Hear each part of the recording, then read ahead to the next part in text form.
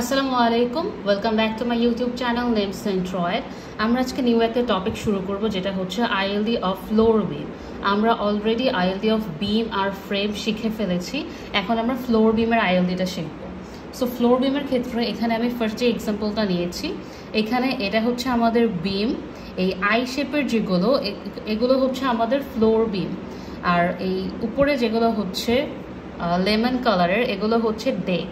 আমরা যদি একটা ব্রিজ বা একটা ফ্লাইওভার চিন্তা করি, তো সেই ফ্লাইওভারের লং সেকশনটা যদি আমরা নেই, সেটা হচ্ছে আমরা আগে যেগুলো করেছি যে আইএলডি অফ বিম, সেটা ইউজ করে সলভ করা।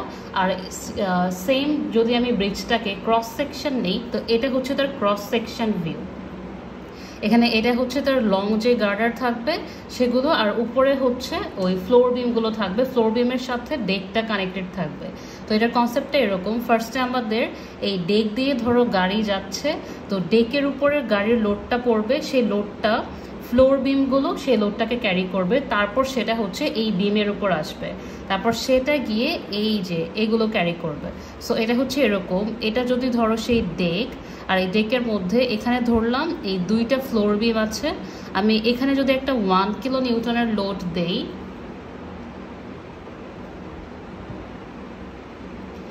এইটা ধরলাম আমি মিডলে আছে লোডটা, তাহলে এটা কি করবে, এখান থেকে একটা রিয়াকশন আসবে যেটা হচ্ছে ফ্লোর বিমের রিয়াকশন। সো ফ্লোর বিমের রিয়াকশন এখানে 0.5 করে যাবে। তারপর এই ফ্লোর বিমগুলো আবার কি এই বিমের সাথে কানেক্ট করা, সো এই ফ্লোর বিমগুলো আবার এই সেম রিয়াকশনটাই এটার উপর লোড হিসেবে আসবে, বিমের উপরে লোড হিসেবে আসবে।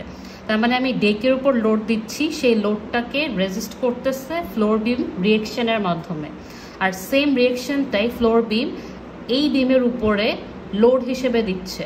তো আমি যখন ফ্রি বডি আঁকবো বা সেকশন নেব বিমের, সেক্ষেত্রে বিমটা শুধু এরকম হবে, এখানে একটা ফ্লোর বিমের লোড আসলো, যেটা রিয়াকশন ছিল সেটা বিমের উপর লোড হিসেবে আসলো, এখানে একটা লোড হিসেবে আসলো। তারপর আলটিমেটলি যে এই যে এগুলো আছে, এই গার্ডারগুলো তাকে এভাবে সাপোর্ট দেবে। তো এখন আমরা যদি ফ্লোর বিম রিয়াকশন, এখানে আইএলডি ড্র করবো অনেকগুলো, একটা হচ্ছে FBR1, এটা মানে হচ্ছে ফ্লোর বিম রিয়াকশন ফর এই ফার্স্ট যেটা আছে, এই ফ্লোর বিমের জন্য রিয়াকশন বের করব। তারপরে হচ্ছে ফ্লোর বিম 2 এর জন্য রিয়াকশন, ফ্লোর বিম 3 এর জন্য রিয়াকশন, এভাবে সবগুলো ফ্লোর বিমের ফার্স্টে রিয়াকশন বের করব। আর রিয়াকশনের আইএলডি আমরা অলওয়েজ মুলারস ব্রেসলস প্রিন্সিপাল দিয়ে করবো, কারণ এটাই সবচেয়ে ইজি। তারপর হচ্ছে আমরা শেয়ার আর মোমেন্টও বের করা শিখব। তো ফার্স্টে যদি আমরা এক্ষেত্রে এই রিয়াকশনটা বের করতে চাই, আগের মতোই আমাদের কি করতে হবে, 1 ইউনিট এটাকে আপওয়ার্ডে মুভ করাতে হবে।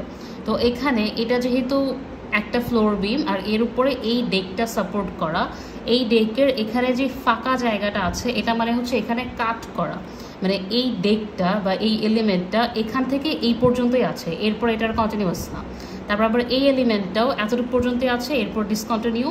তারপর এটা, আর এই লাস্ট যে এলিমেন্টটা আছে এটা হচ্ছে এখান থেকে শুরু করে লাস্ট পর্যন্ত আছে। তার মানে 5 নাম্বার ফ্লোর বিমের উপরে এটা হচ্ছে কন্টিনিউয়াস, আর বাকিগুলোর উপরে ডিসকন্টিনিউয়াস। তো আমরা যদি এখানে দেখি, ধরো এখানে এটা একটা ডেক, তারপরে আবার এটা আরেকটা ডেক। তো আমি যদি এই 1 নাম্বার ফ্লোর বিমটাকে এটাকে যদি উপরে উঠাই 1 ইউনিট, তাহলে কি এটা তো এখানে আবার সাপোর্ট করা, তো এখানে এটা 0 হবে আর এটা উপরে উঠবে। কিন্তু এই ডেকের মুভমেন্টের কারণে কিন্তু এখানে যে ফ্লোর বিম ডেকটা ছিল তার কোনো ইফেক্ট আসে নাই তার উপরে। সো সেজন্য আমাদের এই শেপটাও এরকমই হয়। ধরো আমি যদি এটাকে 1 ইউনিট উপরে উঠাই, তাহলে এই পোর্শনটা 1 উপরে উঠবে আর এখানে সে 0 হয়ে যাবে, তারপর শেষ। এগুলো তো নিউ একটা এলিমেন্ট, আগের এলিমেন্টের ইফেক্ট এর উপর আসবে না। বিমের মধ্যে যেগুলো করেছিলাম হিঞ্জ কিন্তু ছিল একটার উপর আরেকটা পার্ট রেস্ট করা ছিল, সেজন্য একটা মুভ করলে আরেকটাকে ইফেক্ট করতো। এখানে কিন্তু ডিরেক্ট কাট করা, আমার এখানে কোনো কানেকশন নাই। সো এটাকে আমি যতই মুভ করাই এটা কিন্তু নড়বে না, এটার উপর কিছু ইফেক্ট আসবে না। তো FBR1 আমাদের জাস্ট এরকম একটা শেপ আসবে, এটা হচ্ছে 1 আর এটা হচ্ছে 0, আর ইউনিট আগের মতোই kilo newton by kilo newton. পরে FBR2 যদি দেখি, এটাকে যদি আমি 1 উপরে উঠাই, তাহলে এই ডেকটাও 1 উপরে উঠবে, এটাও 1 উপরে উঠবে, কারণ দুইটাই কিন্তু এই ফ্লোর বিম 2 এর উপর রেস্ট করা। সো এটা আসবে এরকম, আর এখানে এটা এভাবে, কারণ এটা কিন্তু আবার এখানে ডিসকন্টিনিউ করছে, তো সেই জন্য এটা আবার এখানে 0 হয়ে যাবে, এটার উপর কোনো ইফেক্ট করবে না। সো এখানে এটা হচ্ছে 1 আর এগুলো হচ্ছে 0। তারপর FB এর 3 এটাকে যদি উপরে উঠাই তাহলে কোনটা কোনটা ইফেক্ট হবে, এইটা আর এটা, এই দুইটা ইফেক্ট করবে। সো এই দুইটাই 1 উপরে উঠবে। সো এটা আসবে এরকম,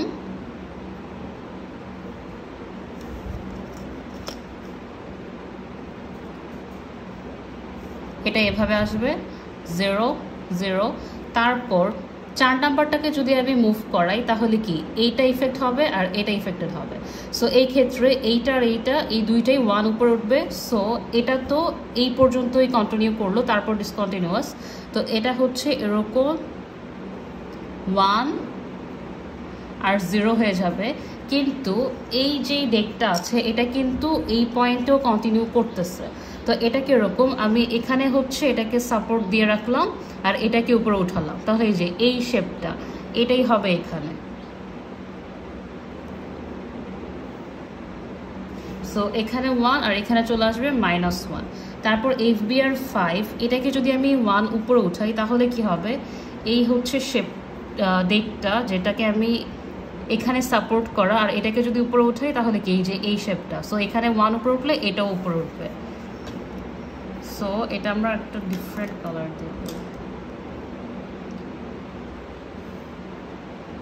সেটা একটু ছোট করে রাখি। তো এই হচ্ছে এই শেপটা, এটা কি হবে এখানে 0, এটা হচ্ছে 1 আর এটা হয়ে যাবে 2। সো এখন যদি আবার দেখো যে আমরা 1 ইউনিট লোড কনসিডার করে ILD ড্র করতাম, সো যে কোনো পয়েন্টে কিন্তু আমার টোটাল রিয়েকশন 1ই আছে। যেমন এখানে 1, এখানে 1 + 0 1, 1 + 0 1, 1 + 0 1, তারপর এখানে 2 - 1 = 1। সো এবার আমাদের ফ্লোর বিমের রিয়েকশন বের করা শেষ। এখন আমরা যদি আর এর রিয়েকশন বের করতে চাই, এটা বিমের রিয়েকশন যেভাবে বের করতাম ঠিক সেমভাবে। যেমন এখানে আমি এটাকে 1 উপরে উঠাবো, তো এটাকে যদি 1 উপরে উঠাই তাহলে কি হবে, এখানে আরেকটা সাপোর্ট, সো এখানে এটা 0 হবে, তাহলে এটা আসবে এরকম।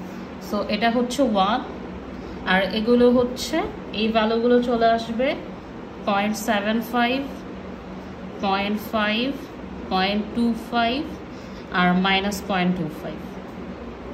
এই হলো RA।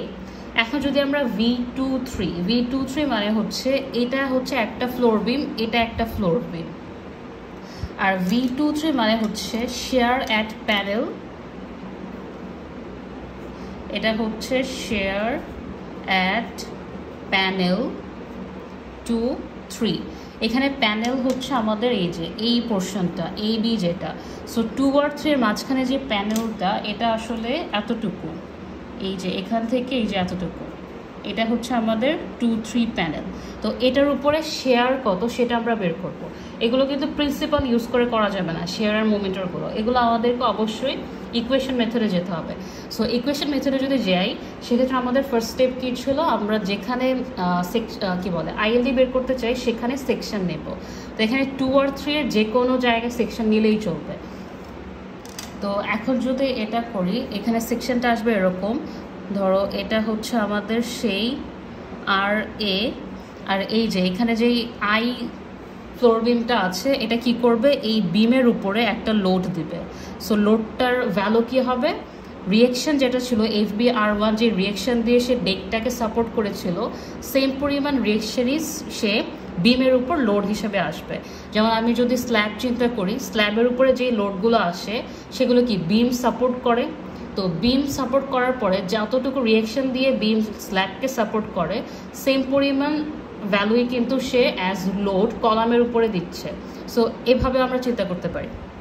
সো এখানে লোডটা আসবে FbR1, তারপরে আমাদের যেহেতু 2 3 এর মাঝখানে তাহলে FbR2 এটাও কিন্তু আসবে, তারপর এখানে আসবে সেই V23।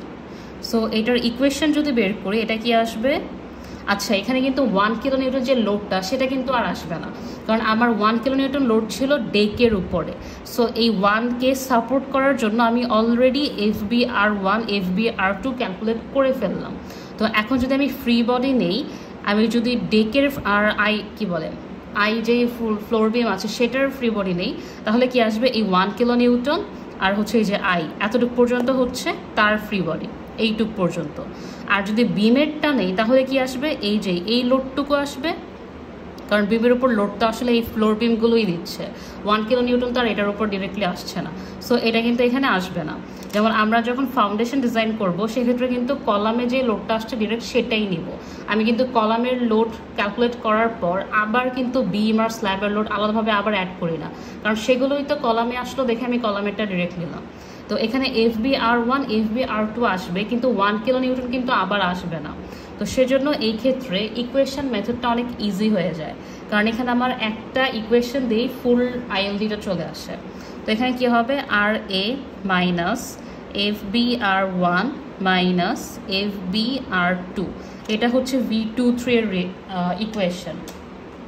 সো এখন যদি আমরা V23টা বের করি, এখানে কি আর এর ভ্যালু হচ্ছে 1, FBR1 এর ভ্যালু 1 আর FBR2 এর ভ্যালু 0, সো 1 মাইনাস 1 হচ্ছে 0।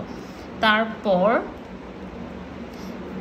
এই পয়েন্টে 0.75 মাইনাস হচ্ছে 0 মাইনাস 1, সো এখানে হচ্ছে মাইনাস 0.25। তারপরে হচ্ছে এই পয়েন্টে 0.5 মাইনাস 0 মাইনাস 0, সো এটা হচ্ছে 0.5। এরপর সবগুলোতেই FBR1 FBR2 এর ভ্যালু 0, সো এটা এটার মতোই চলে আসবে, আর এর যে ভ্যালুটা সেটাই চলে আসবে। সো এই ফিগারটা হবে এরকম। তারপর এখানে 0.5, তারপর আবার এভাবে নেমে যাবে। তো এটা হচ্ছে আমাদের V23। এখন যদি আমরা M2 বের করি, এটাও আমরা সেকশন নিয়ে ইকুয়েশন মেথডে বের করব।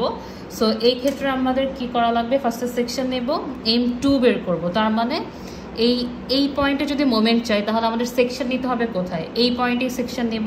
তো এটা হচ্ছে আমাদের সেকশনটা, এখানে কি RA, তারপর এই পয়েন্টে হচ্ছে FBR1, এখানে হচ্ছে FBR2, আর এটাই তো আমাদের সেকশনটা। তো এখানে আরেকটা কি আসবে, V2 আসবে, আর আমরা মোমেন্টটাও কি এখানে নিতে যাচ্ছি, M2 নিতে যাচ্ছি। সো এটা হচ্ছে আমাদের মোমেন্ট M2।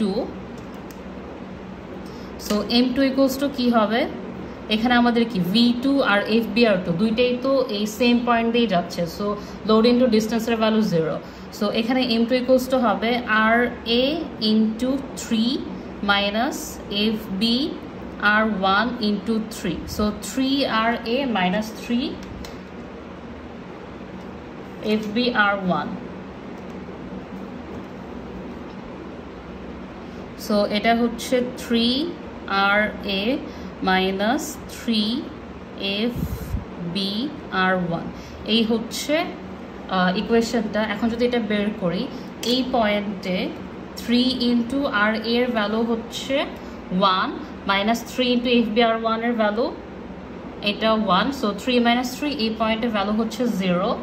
তারপর এখানে আমাদের 3 ইন্টু আর এর ভ্যালু হচ্ছে 0.75 মাইনাস 3 ইন্টু FBR1 এর ভ্যালু হচ্ছে 0, সো এটা যদি বের করি 3 ইন্টু 0.75, এটা চলে আসবে 2.25।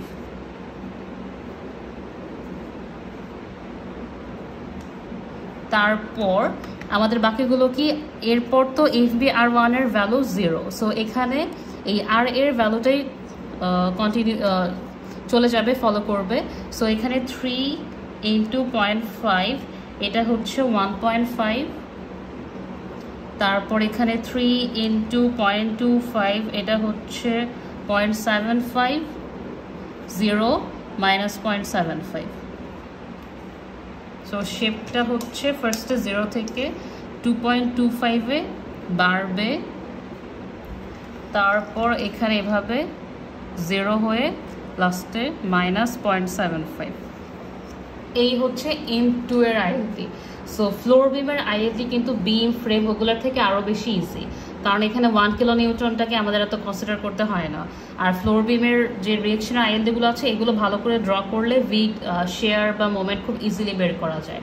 সো তোমাদের যদি আমার ভিডিওগুলো ভালো লেগে থাকে তাহলে প্লিজ চ্যানেলটিকে সাবস্ক্রাইব করে দেবে অ্যান্ড থ্যাংকস ফর ওয়াচিং।